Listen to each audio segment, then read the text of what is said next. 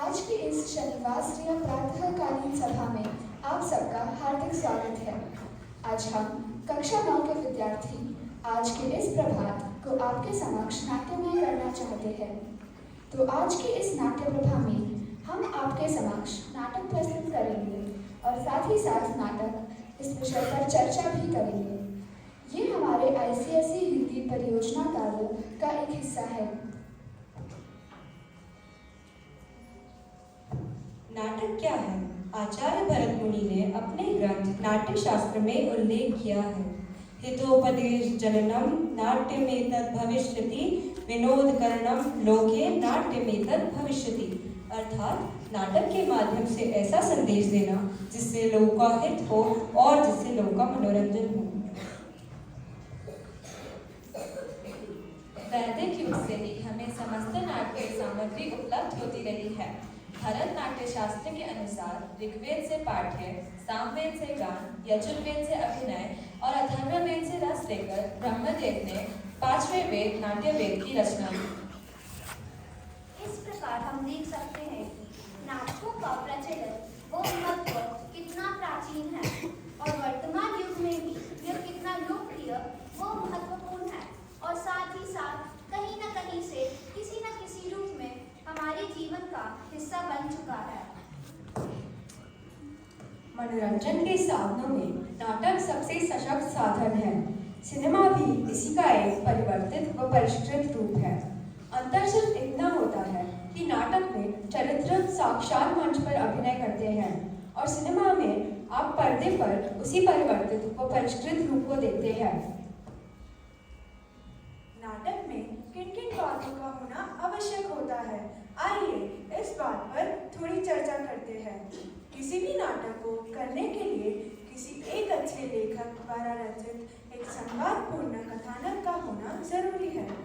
नाटक के चरित्र का पात्रानुकूल होना आवश्यक है। बिना अभिनय के नाटक करना असंभव है। नाटक के प्रत्येक पात्र को अपना चरित्र अच्छी तरह से निभाना पड़ता है और अपनी भूमिका के लिए न्याय करना पड़ता है।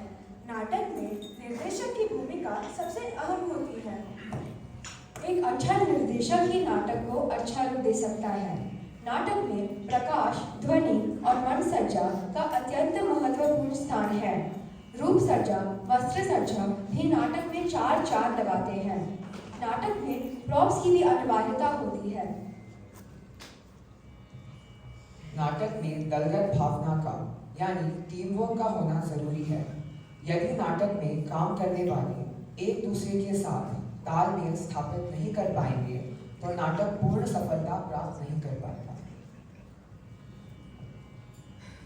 नाटक में सबसे मुख्य बात होती है अभिनय। अभिनय यानी एक्टिंग, जिसके बिना नाटक नहीं कहा जा सकता है। अभिनय के 3 प्रकार होते हैं। पहला मूक अभिनय यानी माइक, दूसरा एकल अभिनय यानी मोनोलॉग और तीसरा समूह अभिनय यानी ग्रुप एक्टिंग। अभिनय क्या है? अभिनय में शारीरिक क्रियाकलापों के साथ भाव की माप की प्रधानता होती है। मुख्य रूप से अभिनय 9 रसों पर आधारित होता है। अब प्रश्न उठता है कि रस क्या है? हमारे अंदर प्राकृतिक रूप से 9 प्रकार के भाव यानी फीलिंग्स विद्यमान रहते हैं जो सुषुप्तावस्था में होते हैं और अनुकूल परिस्थिति प्राप्त करने पर जागृत हो उठते हैं। ये नवरस है। नवरसों की संख्या उनके नाम के अनुरूप 9 होती है। अब हम इन रसों का नाम और स्थायी भाव बताते हुए इसका एक उदाहरण प्रस्तुत करेंगे। आपको हर रस में हास्य रस की भी अनुभूति होगी। शांत रस, इस रस का स्थायी भाव निर्भीक है, जिसको अंग्रेजी में कामनेस कहते हैं।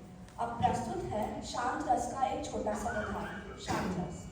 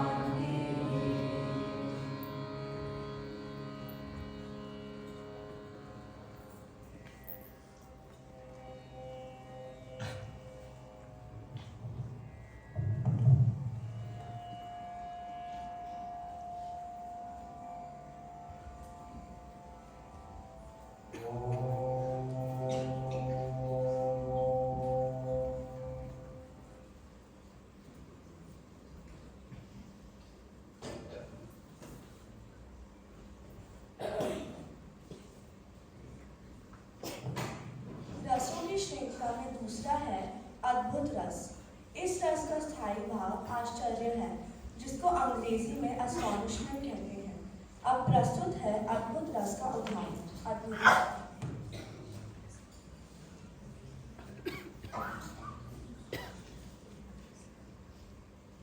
अरे तुम पास हो गए? कैसे कैसे तुम पास कैसे हो सकते हो?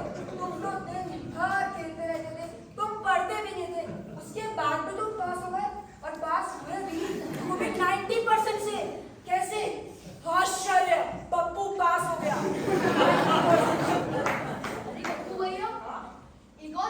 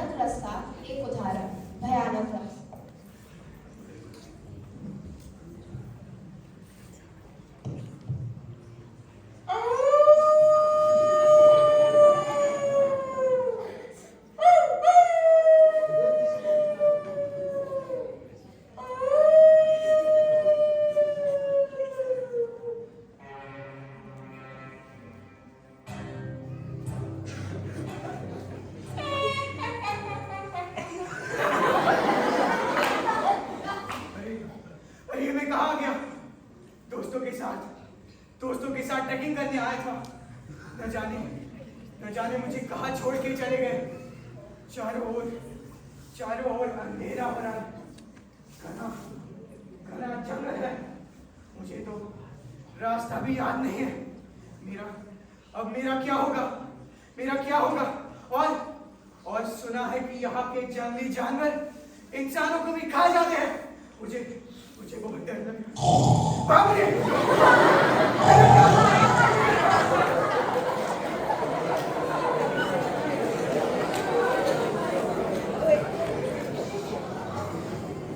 इस क्रम में पांचवा रस है विभत्स रस। इसका स्थायी भाव घृणा है और अंग्रेजी नाम रिपल्शन है। अब प्रस्तुत है विभत्स रस का एक उदाहरण, विभत्स रस। इतनी बदबू रहा नहीं जाता। सारी दुनिया का कचरा यहाँ लाकर रख दिया। मुझसे पहले के वाले मूर्ख है, साफ सफाई नहीं करते। अरे कुत्ते की लाश, उसके ऊपर कवर, उसको नोच कर बदबू, मच्छर की बात, मच्छर कहीं डेंगू या मलेरिया तो नहीं। भागो।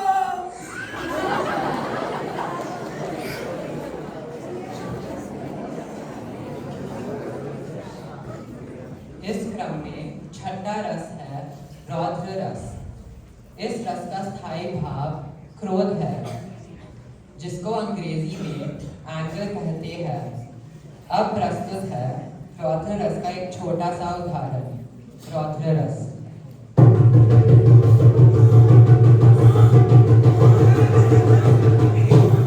उसने मुझे थप्पड़ मारा, मुझे वो भी सरेआम। मैं बदला लूंगा।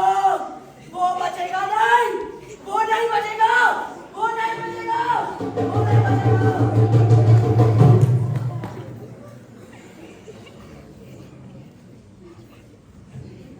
इस क्रम में सातवां रस वीर रस है। इसका स्थायी भाव उत्साह है। इसे अंग्रेजी में enthusiasm कहते हैं। अब वीर रस का एक उदाहरण प्रस्तुत है, वीर रस।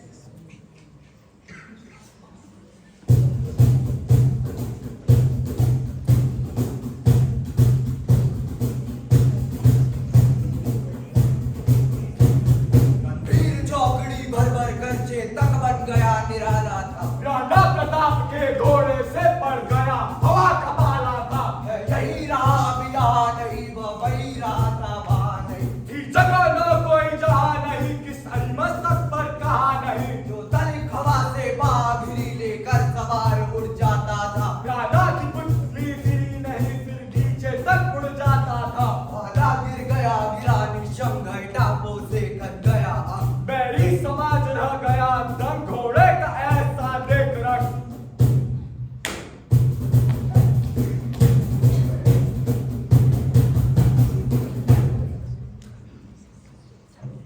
इतना ही नहीं, अभी दो और रस बाकी है, करुण और हास्य रस। करुण रस को अंग्रेजी में सैडनेस कहा जाता है तथा हास्य रस को कॉमेडी के नाम से भी जाना जाता है। करुण एक ऐसा रस है जो हृदय में करुणा की अनुभूति कराता है तथा दया और शोक भाव जागृत करता है। इसका स्थायी भाव शोक है। इस रस की निष्पत्ति कराने वाली एक छोटी सी नाटिका हम आपके समक्ष प्रस्तुत करने जा रहे हैं, जिसका शीर्षक है अन्याय, जिसमें एक पूंजीवादी वर्ग का प्रतिनिधित्व करता हुआ एक जमींदार किस प्रकार एक शोषित किसान का शोषण कर उसकी जमीन हड़प लेता है, जिससे दर्शकों के मन में उस किसान के प्रति दया का भाव जागृत होता है, जिससे करुण रस की उत्पत्ति होती है। तो प्रस्तुत करते हैं अन्याय व अत्याचार का पर्याय नाटक अन्याय।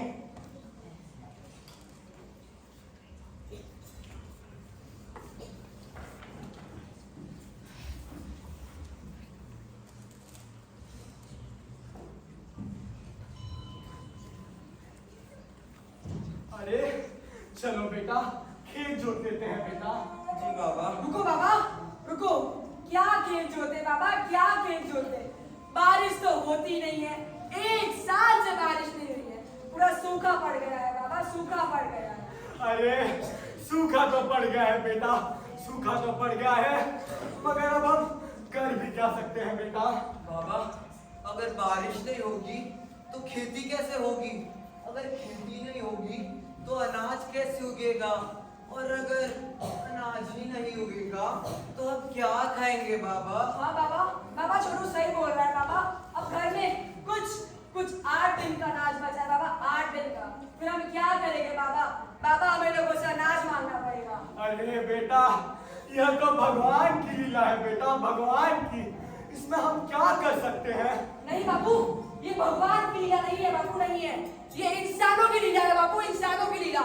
इंसानों ने ये धरती के साथ जो खिलवाड़ किया है उसका परिणाम तो हमें भुगतना ही पड़ेगा ना बापू। अरे बेटा, ऐसी बातें मत करो बेटा, ऐसी बातें मत करो। अपना काम तो हमें करना ही पड़ेगा ना बेटा, वरना तो भूख को मरने की नौबत आ जाएगी बेटा। चलो बेटा, खेत तो हमें जोतना ही पड़ेगा बेटा, खेत तो हमें जोतना ही पड़ेगा।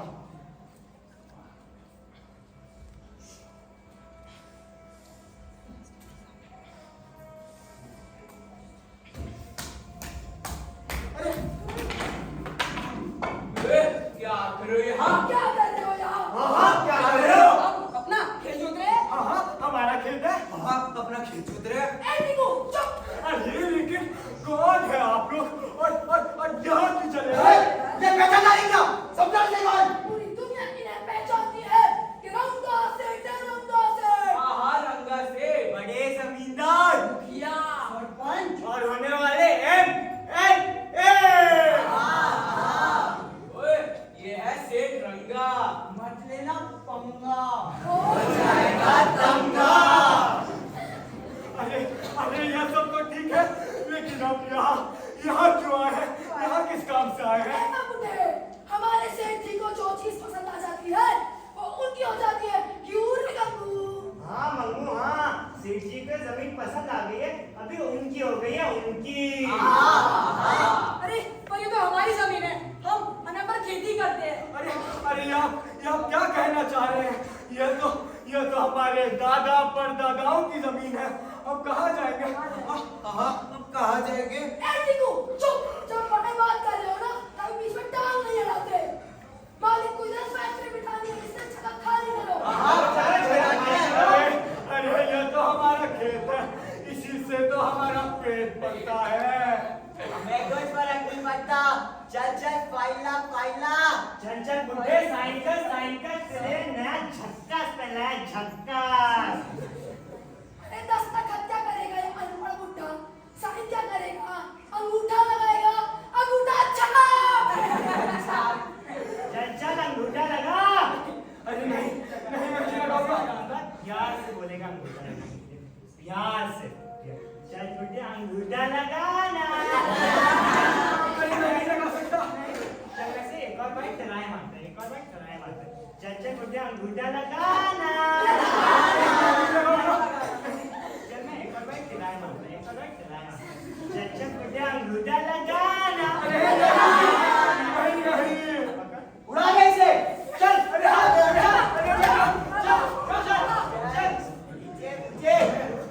चल अंगूठा लगा। आना वीडियो पकड़ना यार। अरे लगाता हूँ। चल। मेरे बेटे को छोड़ दीजिए। अरे लगाता हूँ। बाबू नहीं, बाबू अंगूठा मत लगाना बाबू, मुझे मारने दो बाबू। अंगूठा मत लगाना, ये हमारी जमीन है बाबू, जानी नहीं चाहिए। अंगूठा मत लगाना। नहीं लगाऊंगा। ए तू चुप तू, वो ठीक उड़ा। अरे रुकिए लगाता हूँ। मेरे बेटे छोटे को छोड़ दीजिए, लगाता हूँ। अरे ले लीजिए। हाँ पहला पन्ना। ए तू हो गया, एक पहला पन्ना हो गया। दूसरा पेपर लगा। हाँ नहीं बाबू। ए तू दूसरा पन्ना भी हो गया। अब चल दूसरा पन्ना।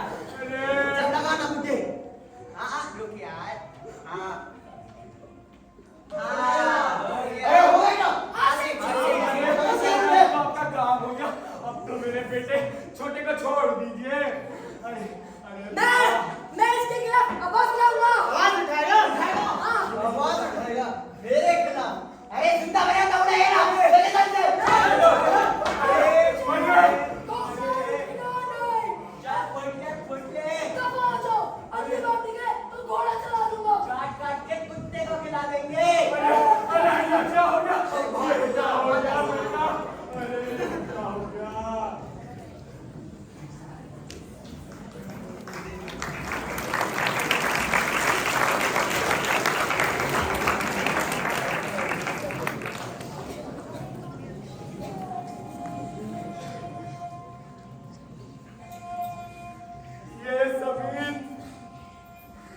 ये जमीन पहले हमारी थी।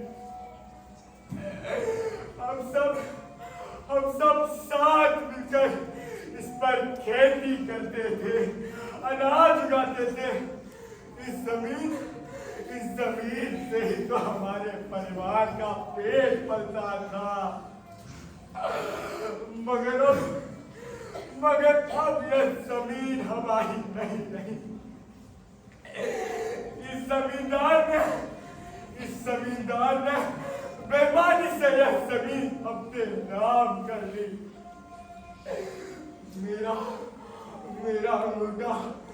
मेरा अंगूठा जबरदस्ती कागज पर लगाकर उन्होंने यह जमीन हमसे छीन ली।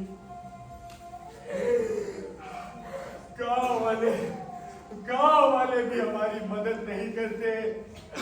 अनाज का एक दाना नहीं देते हमें। क्यों? क्योंकि वह भी तो इस जमींदार से डरते हैं। पुलिस के थाने के चक्कर लगाते मेरे पैर घिस चुके हैं। पुलिस भी हमारी मदद नहीं करती। उन्होंने अपने पैसों से पुलिस को भी खरीद लिया है। और उन्होंने मेरे बेटे को भी नहीं छोड़ा। 15 दिन से मेरा बेटा लापता है। पता भी नहीं, मुझे तो यह भी नहीं पता कि वो जिंदा है भी कि नहीं। मेरे घर में खाने के लिए कुछ भी नहीं है।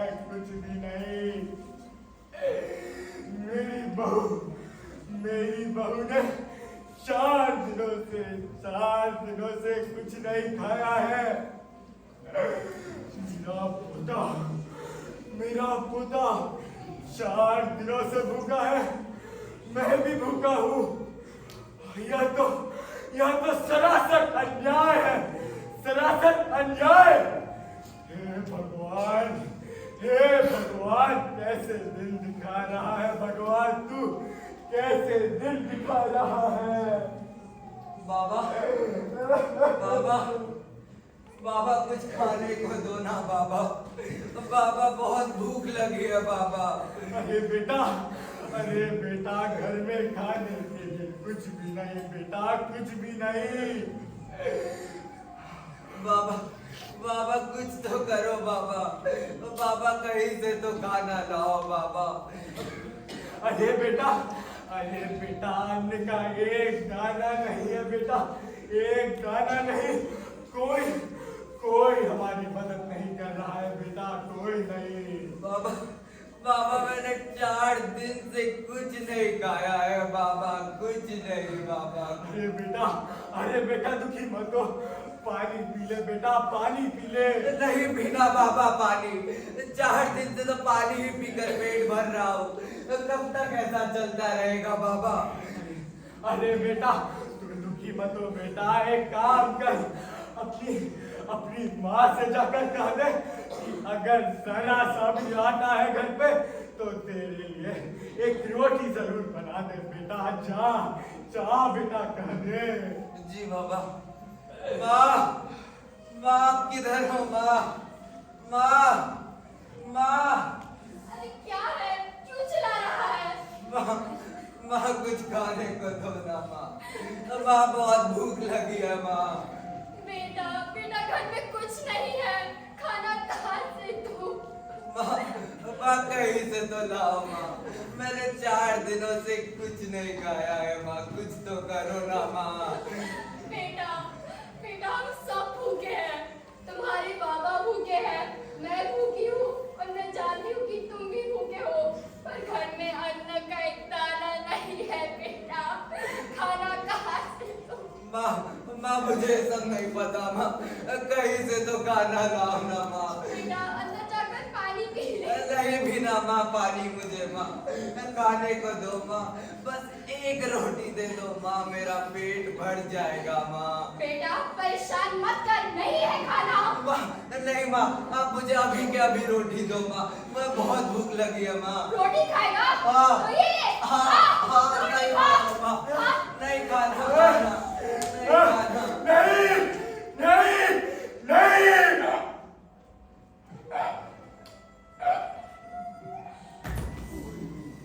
बाबा बाबा बाबा बाबा नहीं, बाबा नहीं, बेटा जल्दी आओ, बाबा को क्या हुआ है? बाबा बाबा उठो ना बाबा, बाबा बाबा हमें छोड़कर मत जाओ ना बाबा।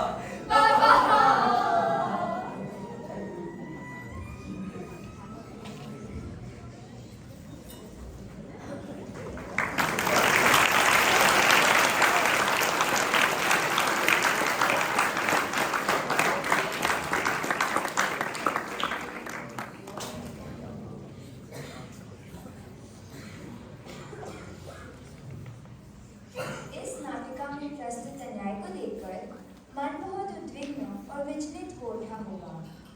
अब उसे नए रस की अनुभूति कराकर प्रसन्नता प्रदान करने के उद्देश्य से एक प्रहसन आपके समक्ष प्रस्तुत करने जा रही है, जिसका नाम है रिहर्सल।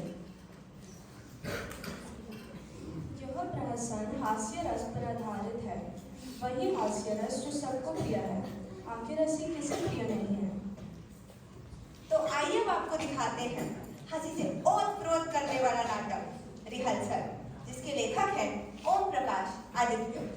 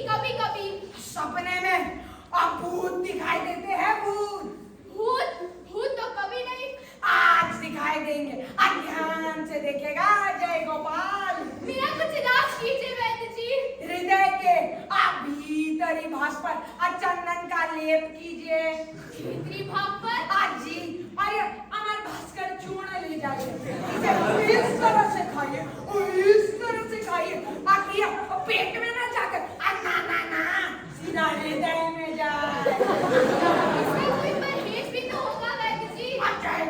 जय गोपाल, अब परहेज ही तो असली इलाज है। अब एक काम कीजिए, अब 15 दिन तक अब खाना मत खाइए। 15 दिन तक? आज जी, और अब 10 दिन तक पानी मत पीजिए। आज जय गोपाल। वैद्य जी पानी? आज जय गोपाल, मेरा मतलब अब ठंडा पानी मत पीजिए, उबाल कर पीजिए। आज जय गोपाल। ठीक है वैद्य जी, फिर कब आओ आपके शरण में? अब कब आओ, आज जब मन चाहे तब आओ। वो ऐसे वैद्य परमानंद के पास आज जो एक बार होकर जाता वो वापस कभी नहीं आता। ठीक है वैद्य जी, मैं चलती हूँ। आज जय गोपाल।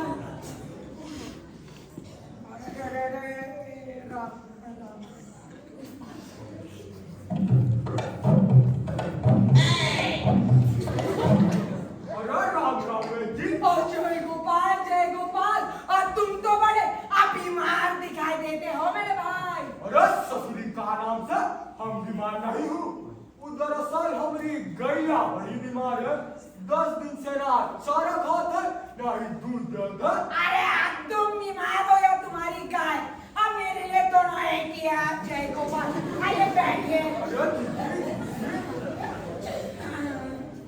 नब्ज दिखाइए। हम नाम दिखाओ। जय गोपाल, गाय किसकी है? जी हमारी है। तो नब्ज कौन दिखाएगा? हम ही दिखाऊंगा। तो नब्ज दिखाओ।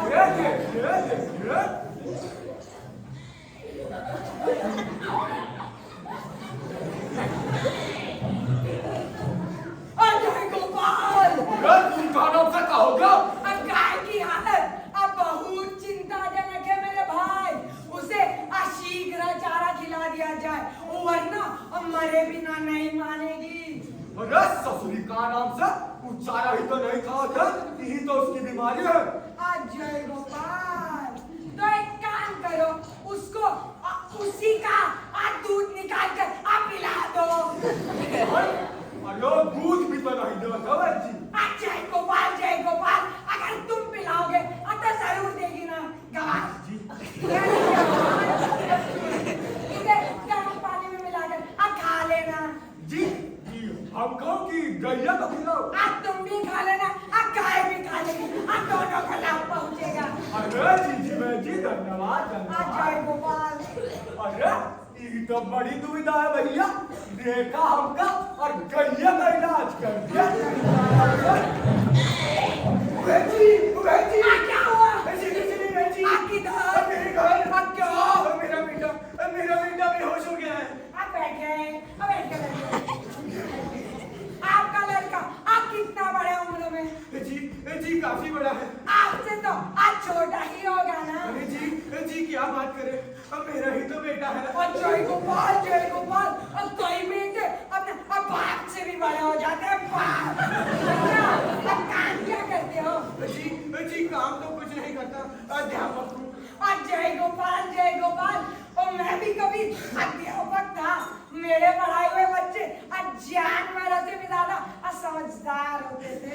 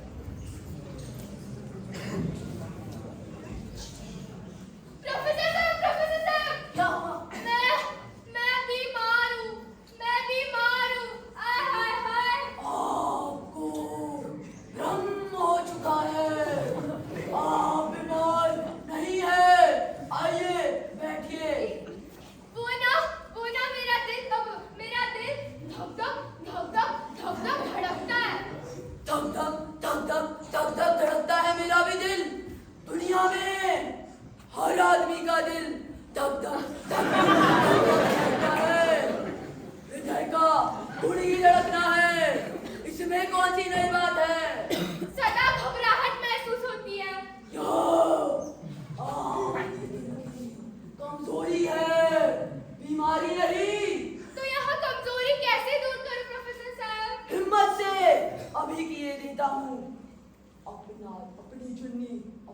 सर में बांध दीजिए और अपनी आंखें मूंद लीजिए। अब आप कहाँ हैं? आपकी दुकान में। नहीं, आंखें बंद। आप भी हर जंगल में हैं, मेरे दुकान में नहीं। अरे प्रोफेसर साहब, लेकिन यहाँ तो आपकी दुकान है। नहीं, आंखें बंद। महसूस कीजिए, महसूस कीजिए कि यह घना जंगल है ना?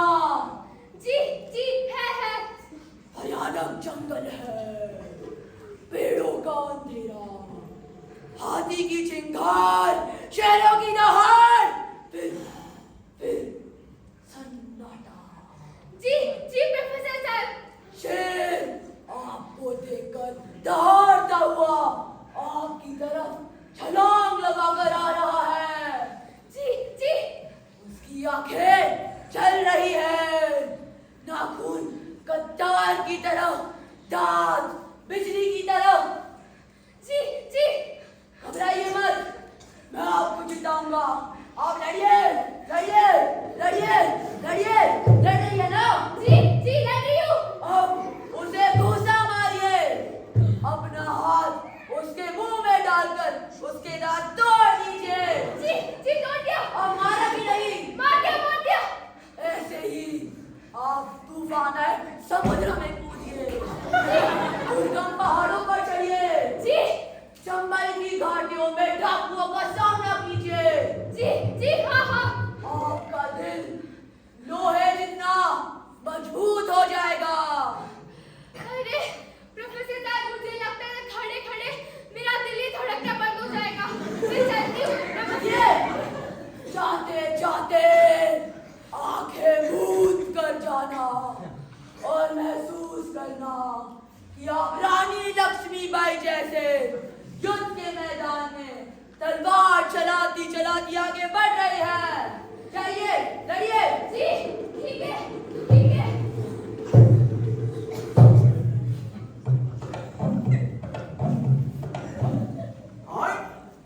अरे राम राम प्रोफेसर साहब। एक बात पहले से सुन लेना। अरे कहाँ प्रोफेसर साहब? तुम्हें किसी भी तरह की बीमारी नहीं है। अरे तो हमका पता है, आपकी दिलों से हम तो कभी बीमार हुआ ही नहीं। दरअसल हमारी गैया बड़ी बीमार है। अरे गाय बीमार है तो तुम किस लिए आए हो? अरे तो क्या करूं? अरे क्या गाय का इलाज तुम्हारी शक्ल देखकर करूं? अरे जी उना सारा खाते नहीं दूध तक का नाम से। अरे उसका चेहरा देखे बिना मैं कुछ नहीं कह सकता। और तो क्या करूं? कल अपनी गाय का चेहरा ले आना। अरे ससुरी का नाम से आप बोले पूरी की पूरी गैया आपके सामने पेश कर देंगे। गैया का चेहरा कैसे लाए? पूरी गाय लाओगे या दुकानी की गौशाला? अरे तो क्या करूं? कल अपनी गाय का फोटो ले आना। फोटो? हाँ, फोटो ले आना। फिर फेस रीडिंग कर बनाऊंगा।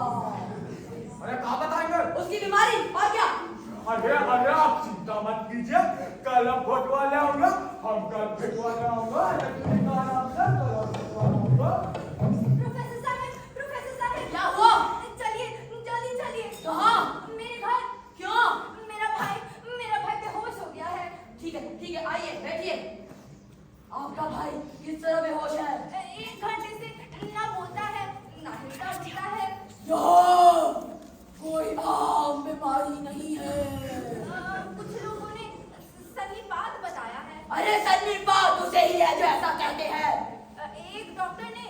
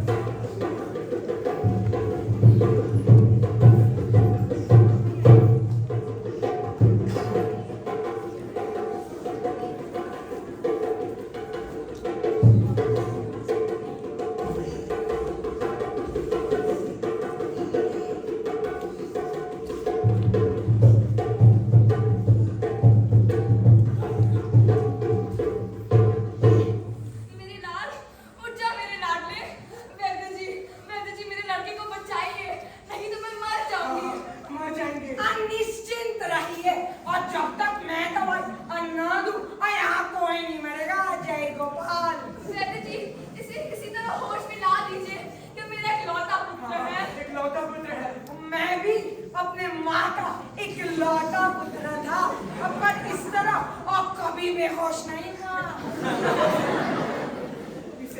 इसे क्या हो गया है बहन जी? क्या हो गया? आया बेहोश हो गया है जय गोपाल। ये ठीक हो जाएगा ना वैद्य जी?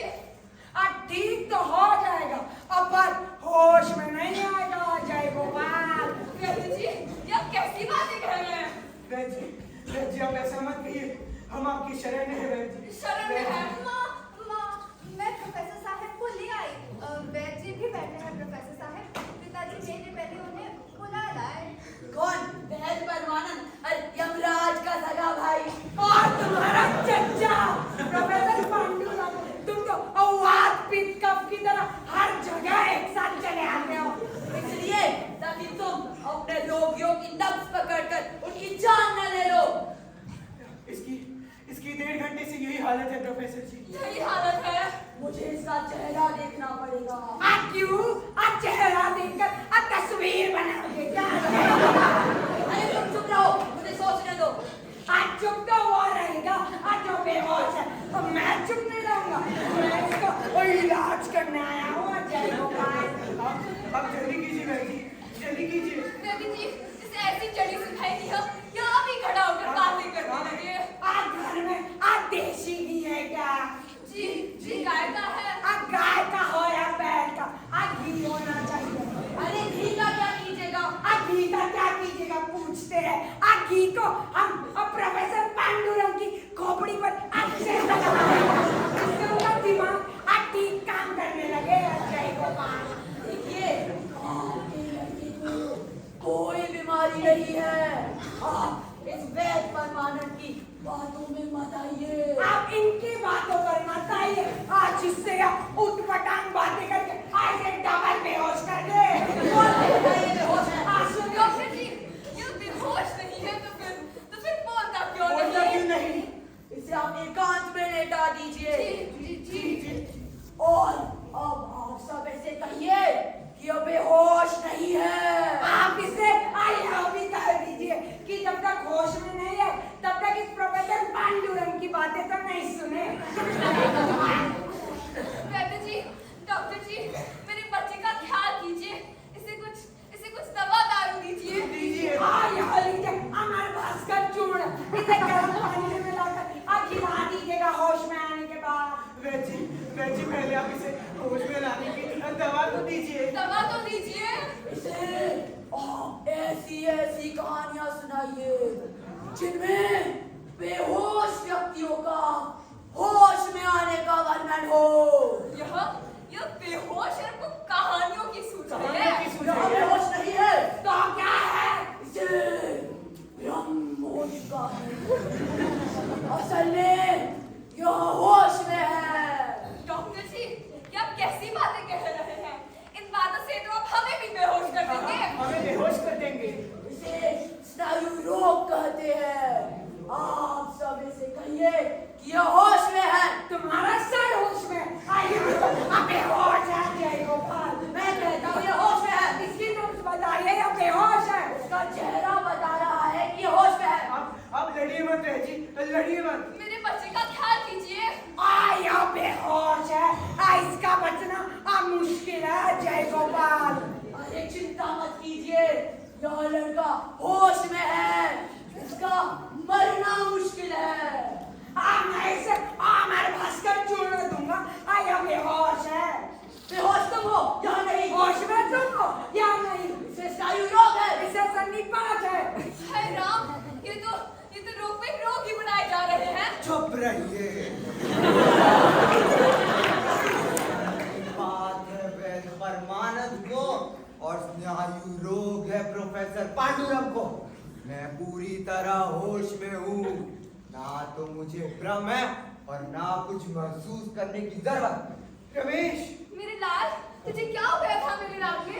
अरे कुछ नहीं, मैं तो होश में हूँ। तो फिर ये सब क्या था? अरे वो ना परसों मेरे स्कूल में एक नाटक है। नाटक?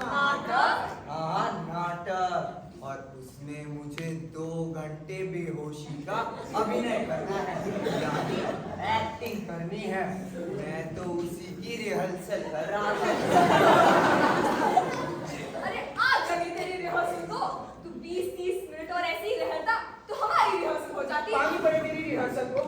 अब बेहोश हो जाते। हम तो बेहोश हो जाते। चल छोड़, नटखट कहीं का भगवान के घर से लौट के आया है। हाँ, भगवान के घर से लौट के आया है। हाँ भैया हाँ। चल मैं तेरे लिए हलवा बनाती हूँ, हलवा। हलवा आज खाने को मिलेगा। खाने को मिलेगा? रोज क्या भूखे रहते हो? अरे वो बात नहीं थी भाग्य में। तो फिर कैसी बात है? अरे दरअसल वो ना आज हलवा मिलेगा। पूरा दिन खाते रहते हो। हलवा आपके लिए नहीं, हलवा ललवा के लिए है। हलवा के लिए हलवा और मेरे लिए हलवा। ऐसा क्यों? तुम ऐसे हो। हम ऐसे हैं, तुम ऐसे हो। मैं ऐसी हूँ, मैं ऐसी हूँ। नहीं तुम ऐसे हो। तुम ऐसे हो। तुम ऐसे हो। तुम अरे शांत रहिए, शांत रहिए। अगर आप लोग ऐसे ही लड़ते रहेंगे तो मैं अब फिर से बेहोश हो